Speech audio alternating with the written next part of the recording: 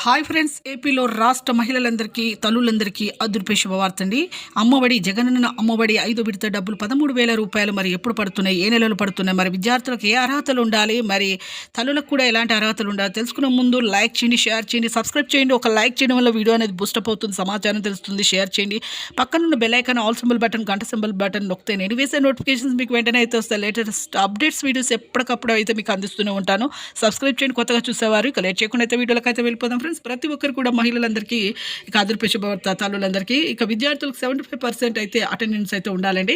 అలాగే మహిళలందరికీ 100 గజాల కంటే ఎక్కువగా స్థలం అనేది ఉండకూడదు. 10,000 కంటే ఎక్కువ ఆదాయం గ్రామాల్లో కానీ సిటీలో కానీ ఉండకూడదు. 4 వీలర్ ఉండకూడదు. గవర్నమెంట్ జాబ్స్ ఉండకూడదు. ట్యాక్స్ పే చేయకూడదు.